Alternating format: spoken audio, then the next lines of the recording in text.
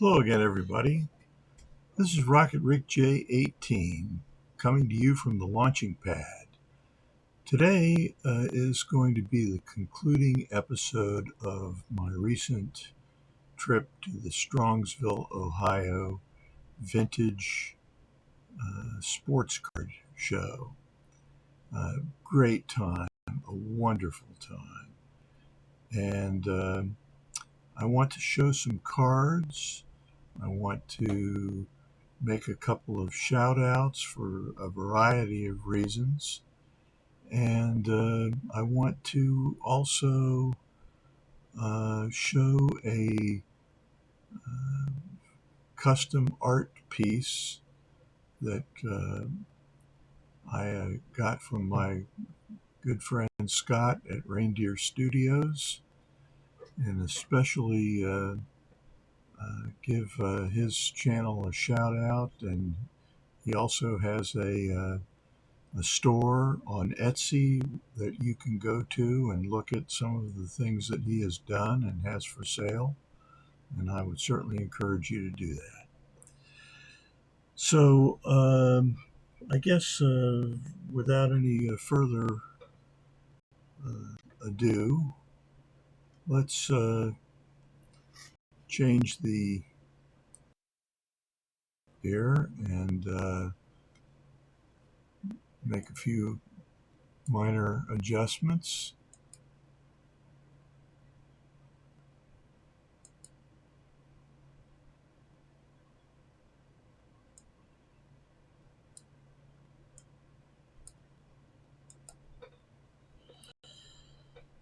And let me start by showing you some of the cards. And the first cards I want to show are from the 1936 Goudey set of 30 cards. I believe that's the correct number. This is the Lefty Gomez. Now these cards are all black and white. As you know, the 33 and the 34 sets were some of the best looking cards from the pre-war group of cards, and some of the more expensive ones too, especially the ones from guys like Babe Ruth and Lou Gehrig and others as well.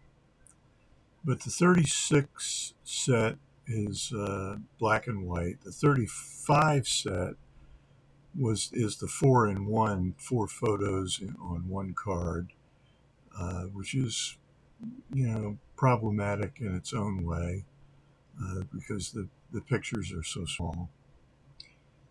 But it's, still in color, whereas this is a black and white set, and it would be one of the last sets for Goudey. Of course, there's the 38 heads up set, which is a unusual set in that it's foreshortened limbs and trunk and a large head. Some of them are pretty funny looking, actually. Nevertheless, and then it skips 3 years and nothing further until the 1941 set, which is again another set that is a little on the unusual side. And then that would be Goudey's final set until much later. They do put out some sets in the although I suspect that it was a different company by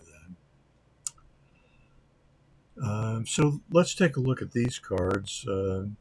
I have 5 of these cards now, and I'm going to show you the 3 recent acquisitions, including the Lefty Gomez. These cards are unnumbered, and they have a game on the back.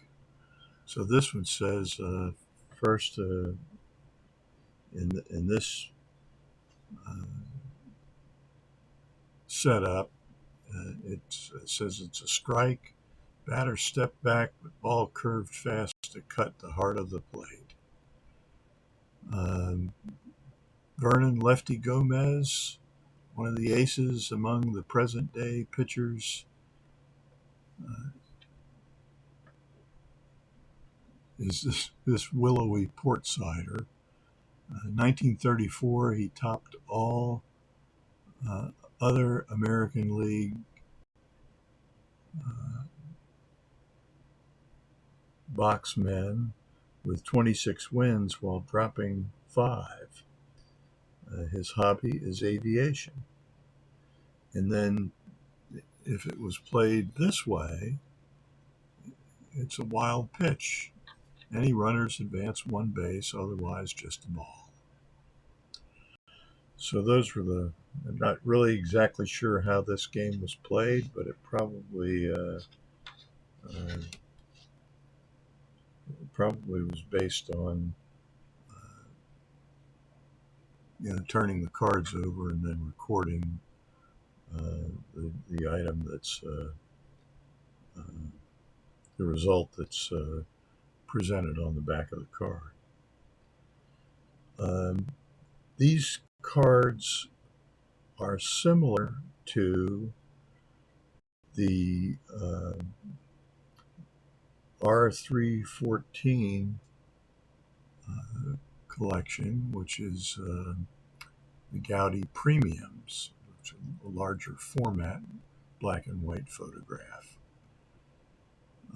And there are a good number more of the premiums than there are of the cards themselves. So just kind of an odd thing. So that's Lefty Gomez. The next card is Pepper Martin.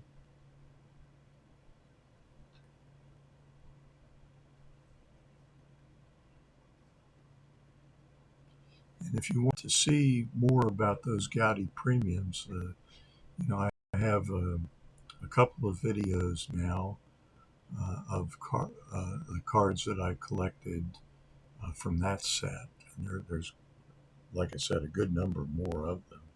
And then here's the reverse side of the game card. And as you can see, this was obviously pasted in a book.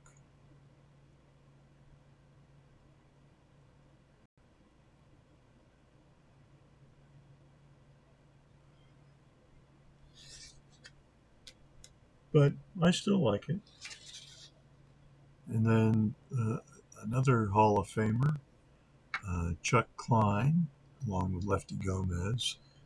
Pepper Martin, arguably should be in the Hall of Fame, but he isn't, so, we can bemoan the fact that he isn't, but that's the way it is anyway. And then here's, the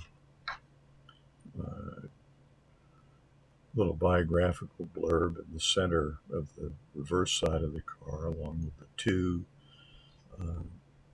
results of a pitch.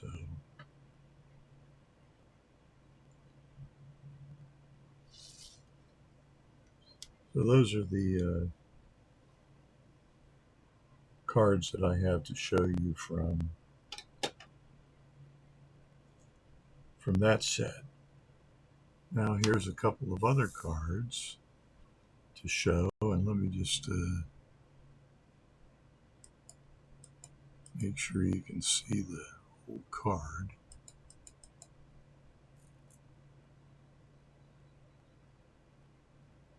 So this is the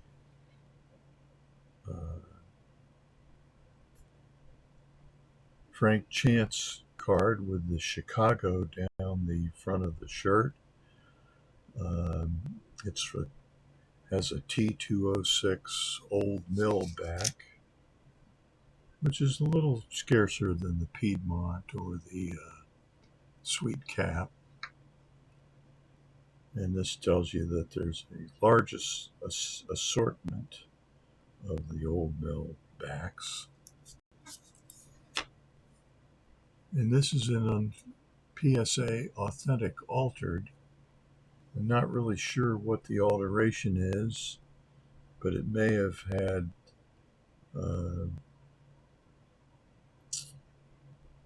may have been trimmed, or it may have been something else that resulted in the authentic alteration. I really, to be honest with you, can't tell. Anyway, it's a really nice looking card, and I don't mind having it for about half the price of a one. So that's Frank Chance, Hall of Famer, obviously, and that goes along with the Johnny Evers card and the other Frank Chance card that I got. I had hoped to get a Joe Tinker, but I guess I ran out of time and maybe ran out of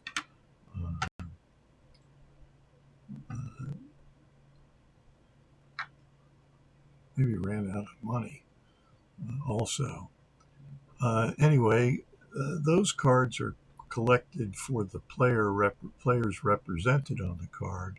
This card was selected because it was one of the cards that I identified from pictures of the T206 collection that I thought were just strikingly beautiful cards, almost like art cards. And so this is Danny Murphy throwing, and it is in an SGC holder with a 1.5 grade. But I don't know. I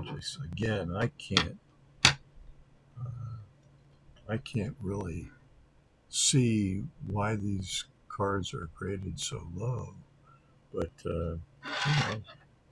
it doesn't matter to me. But if they're going to be graded, it's hard to think that there are 8.5 distinct grades above this card. So they must be really real blazers.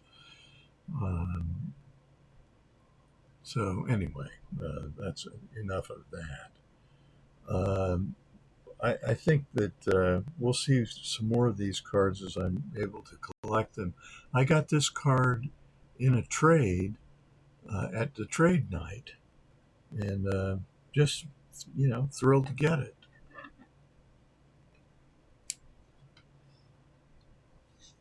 The next item that I have to show you is this item, which is a Joe DiMaggio autograph on a 3x5 card, and it's graded by SGC in an authentic, A for authentic.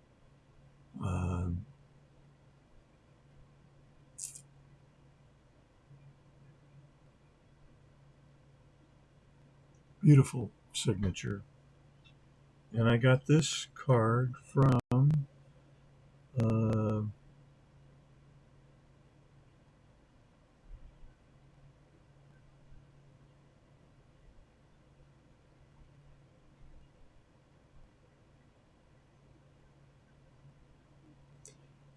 this card came from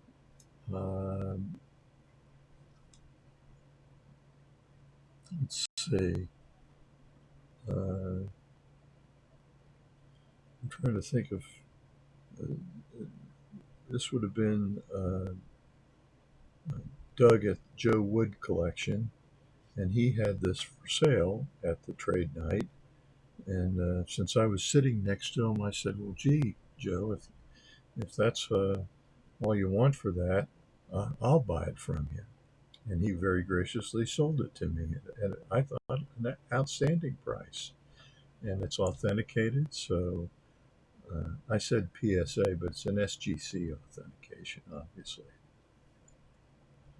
So I will put these cards off to the side, and we'll show you a couple of more cards.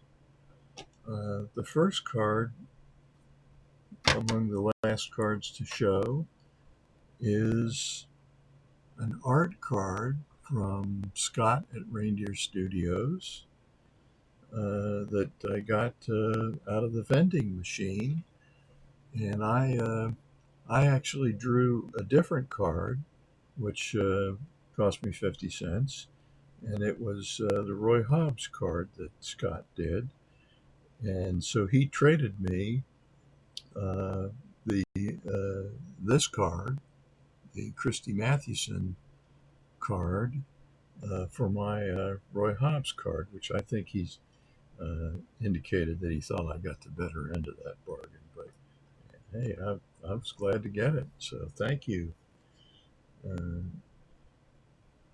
Thanks, Skaght. Thank Mookie Wilson for trading me this Christy Mathewson for the Roy Hobbs card, and thanks, Skaght, for doing them. So all the way around, some shout outs there. The next two cards that I want to show you, and the art piece that I want to show along with it. Here's how I'm going to do it. I'm going to show you the I'm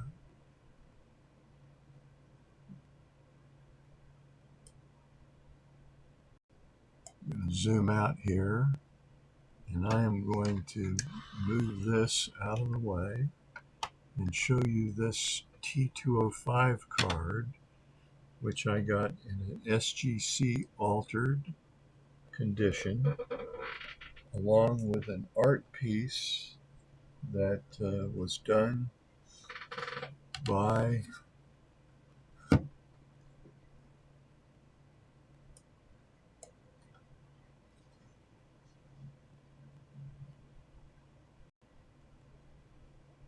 and look at the combination of the art piece and the T205 card, and I think you will agree that it is an extraordinary likeness. And Skaght, a number of these, including a Ty Cobb and some other great looking art pieces to go along with those, which I'm sure Skaght will tell you on his channel. But I'd got this one, and boy, I'm just over the moon about these items. So call Skaght, find him on his Etsy store, but get in on some of this stuff, because you won't find better artwork. And that was one of the two big cards that I wanted to get at the Strongsville show. And here's the other one, which I am going to I want you to ignore the price, because I didn't pay this price. But this is in a really a blazing SGC 3, and it really is a sharp looking card. Corners are good, decently centered, the back is clean, and this is the Ted Williams card number 27 in the set. Let's zoom in on it a little bit and give you a little better, closer up look at this card.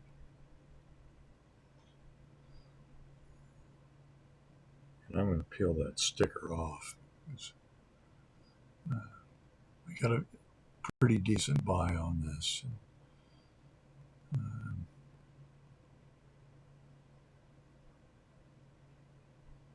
Just extraordinary.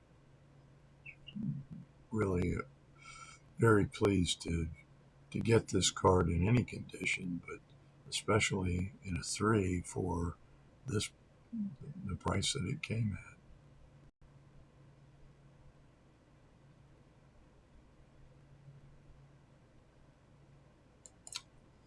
So that's what I have to show you, and I'm going to jump back. Uh,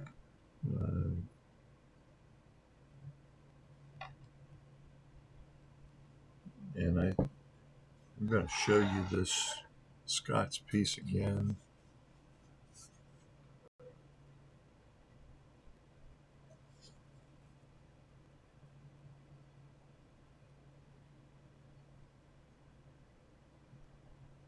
Really just blessed to have this. Thank you so much, Scott. And so then I'm going to do some shout outs for a couple of guys who helped me out a lot at this show. On Saturday, uh, which was the trade night, the other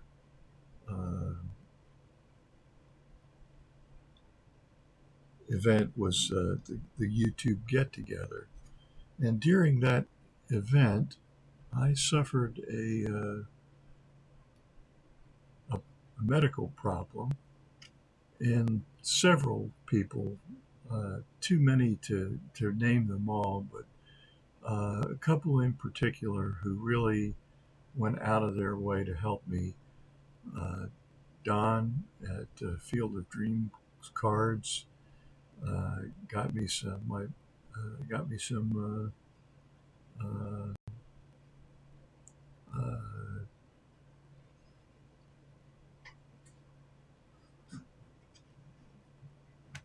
got me something to drink and something to eat while I was recovered.